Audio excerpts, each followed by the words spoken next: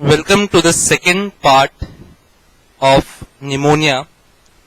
In the first part, we have seen into the classification, definition, and community-acquired pneumonia in detail. Today, we are going to discuss about the very important fact or the process that is pathophysiology of pneumonia. The pneumonia as a pathogenesis, we need to understand that process of pneumonia can be divided in 4 parts, or the stages of pneumonia, how it progresses is usually defined or classified in 4 parts. Out of those 4 parts, the very first one is known as congestion.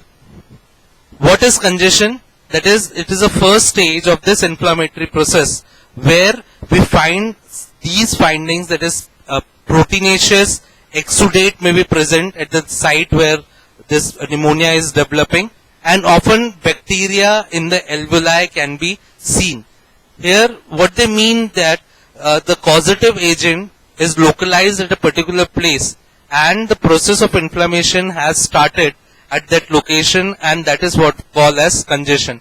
There is a quite rush of blood and exudates coming out. This gives a fullness sensation in that particular area, a sensation of oppression or something heavy lying in that particular region, which gives this term as congestion. The second stage of the pathogenesis of pneumonia is red hepatization. And what is red hepatization? See, the term red is quite clear. It's related to the color that we are seeing. And hepatization, you will say that, sir, hepatic word is somewhat related to the liver. So how can liver be associated with lung? But here what is happening, due to the first step of congestion, so much exudate has collected in the lungs. As you know, lung is a hollow part, that is, you have lots of air spaces in that. Whereas liver is a solid organ. But as the exudates have collected there, and again erythrocytes coming in, the red color can be related to the erythrocyte infiltrating at that particular place, the appearance of lungs becomes somewhat like the liver. And that is the reason it is known as hepatization. And the color here, you can see, that is red color, is due to presence of erythrocytes infiltrating there. So the inflammatory process has started. And along with the inflammatory process, now we find that the blood is oozing out erythrocytes at that particular place. And also, certain WBCs are also present, that are neutrophils. Bacteria are also present and can be seen in the culture. If you take a swab or collect some tissue from the alveoli, you will see that bacteria are also present. The third stage of the pathogenesis of pneumonia is termed as grey hepatization. Now, I need not make you understand that why this word hepatization is used. It is due to the solid structure or the solid appearance of the lungs that can be seen, and the grey color. Now the red has changed to the grey. Now why it is that the red has changed? Because now no new erythrocytes are coming, and the erythrocytes which were present earlier, now they have been destroyed by the neutrophils and the macrophages present there. So no new erythrocyte is coming to that location, and those which were already present are lysed or degraded, they are broken down. Here the predominant cell in grey hepatization, the duration of grey hepatization, is the neutrophil. Now here, as a part of repair, now the infiltration part has ended. Now there would be, the next step would be that the part of repairing part will also start. Fibrin deposits in abundant, that is, deposition of fibrin will start. Bacteria now starts to disappear, and they correspond with successful contaminated of the infection and improvement in gas exchange. So this stage is actually a stage of reconciling, or you can say a stage where now the things are getting better. In red hepatization, there was lot of infiltration of RBCs and fluid coming from the vessels. But here in grey hepatization, the cells which came there are getting destroyed. fibrin is getting deposited as a part of repair process and the bacteria start to disappear. And the last step in the pathogenesis is resolution. Resolution is restoration of the normal structure which was present earlier. Macrophage is the dominant cell type in the alveolar space. Debris of neutrophil, bacteria and fibrin has been cleared. So this statement itself explains resolution is restoration of the normal structure which was present before the infection occurred. So resolution, what will resolution do? That is to restore the normal structure, remove all the neutrophils, debris, bacteria which has been left over as a part of pathogenetic process of pneumonia. So in short, if we want to summarize what is the pathogenesis of pneumonia, we have 4 stages: hepatization, gray hepatization and resolution. So what happens in congestion? That is vasodilation and presence of proteinaceous exudate is present. Red hepatization, exudates are present along with RBCs. Gray hepatization, lot of neutrophils and macrophages can be seen, and these macrophages will digest up the debris, bacteria and the leftovers, and that is what we call as resolution. So overall speaking, the pathogenesis of pneumonia can be summarized in 4 steps, but we need to understand one thing. These 4 steps which I have explained in pneumonia, they stand out to be a process where if these 4 steps will only occur if the body immune system was so capable of restoring the body structure to the previous level, that is to reach till the resolution. Now to understand this thing, suppose we have a patient that was presented to us with difficulty in breathing and fever. So we came to the conclusion that might be this person is suffering from pneumonia. So what do we expect?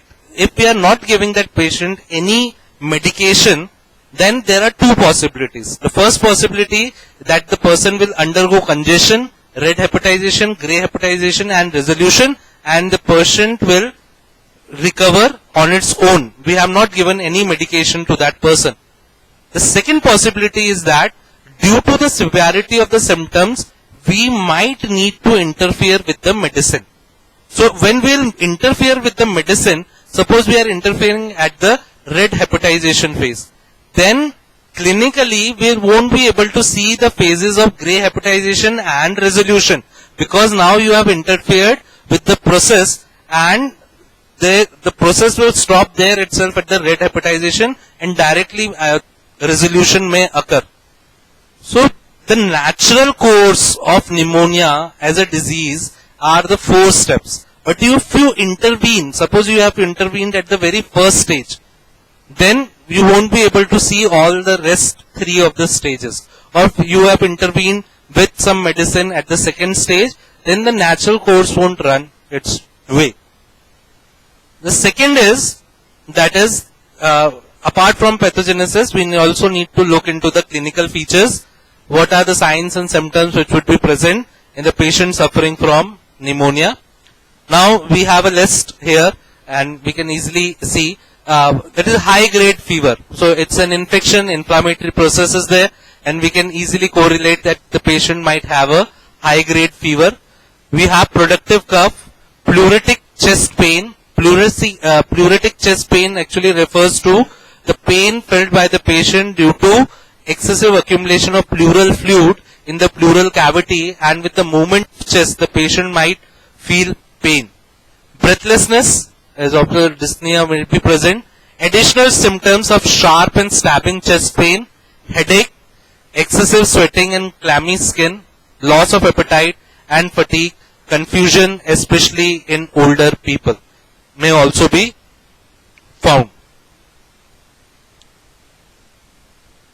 General signs are febrile, they are having high grade fever, so they would be febrile. Tachypnea, that is increased respiratory rate. Tachycardia, increased heart rate. Cyanosis, which is centrally located, not peripheral, rather it is centrally located. Hypotension, that is reduction in blood pressure.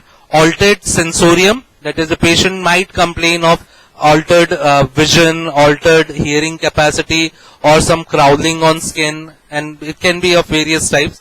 Use of accessory muscles for respiration, that is forced breathing. The patient will try to breathe in with the accessory muscles. There will be movement, constant movement of this type of movements can be seen. Confusion in advanced cases, that is, it can cause delirium also. Now, signs of consolidation, that is, how does we come to know that what are the signs, or how can you examine?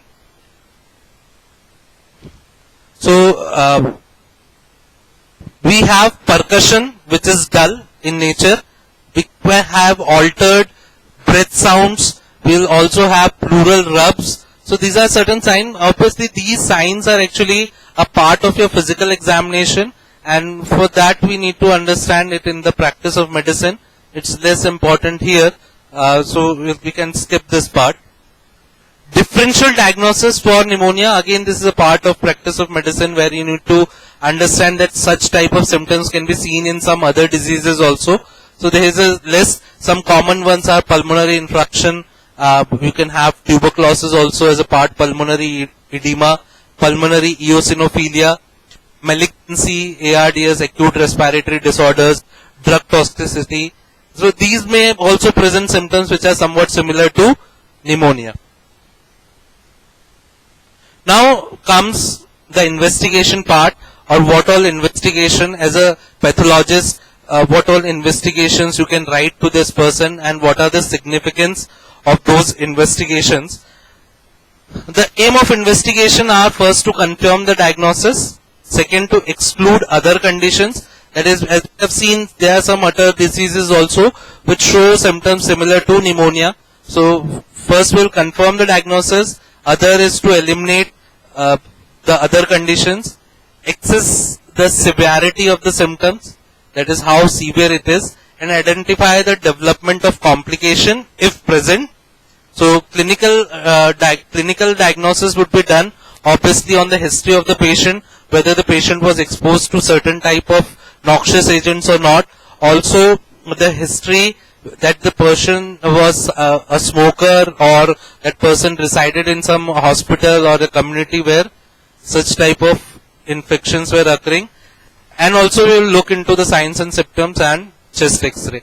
Etiological diagnosis can be obviously done by recognizing the constitutive agent which has caused that disease. It can be done by these many types of investigation, that is PCR can be done, serological testing, sputum for AFB can be done, blood culture can be done, gram staining can be done to identify whether it is a gram positive or a gram negative bacteria.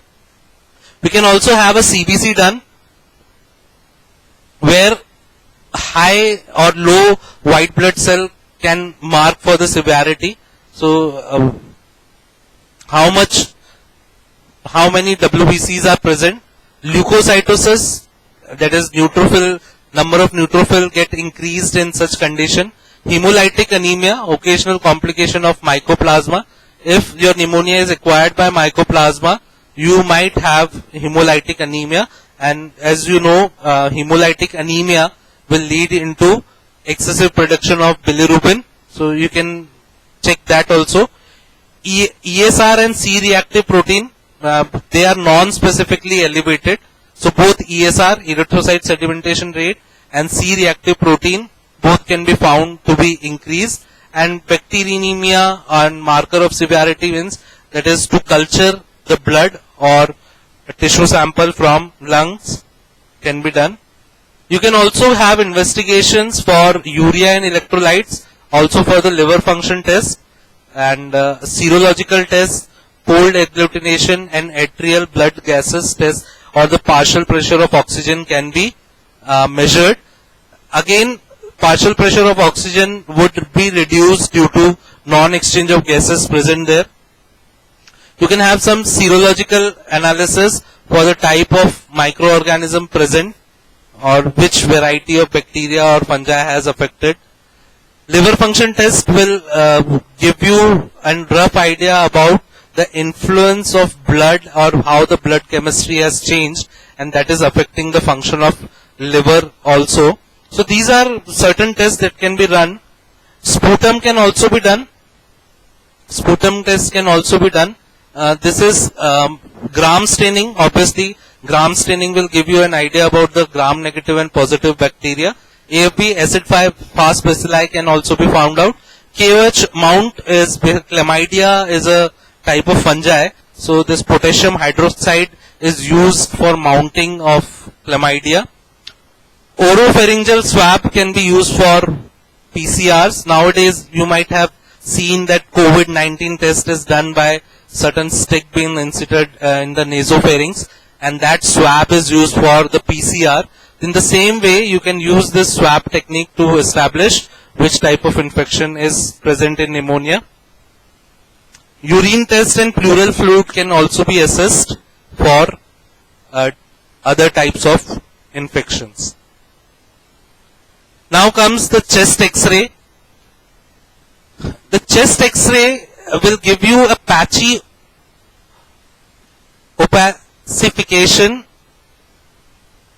This opacification basically gives an area of consolidation of a particular area, not only for a lobe but also to the other part of the lung. So this X-ray gives you a patchy appearance. What is that patchy appearance, or how do we understand the presence of this patchy appearance, or the film that we see? I will show you some films and show you those patches also. Those shadows or patches are actually a sign of fibrin deposition and the consolidation that was occurred. That particular area gets easily shadowed where there was infection. So you can find that a person previously was affected by this or is currently running through that. Even those patchy ossification will tell you an idea if there is a lot of exudate present in that particular location. So in bronchopneumonia, typically patches and segmented shadowing can be seen, and especially in cases of Staphylococcus aureus, multilobular shadowing, cavitation, and nematoceles and abscesses can be seen. So these are some X-rays, and you can see this patchy patch here. I think so it would be visible to you. Even so, you can see some patches here also. Here is a patch. This is suggesting, and also some patch can be seen. 1, 2. So these patches are suggestive of shadowing. There are some more X-rays. This was about the pathogenesis, clinical feature, and investigations that need to be done in cases of pneumonia. We'll start with the management and treatment of pneumonia in the next class. Thank you.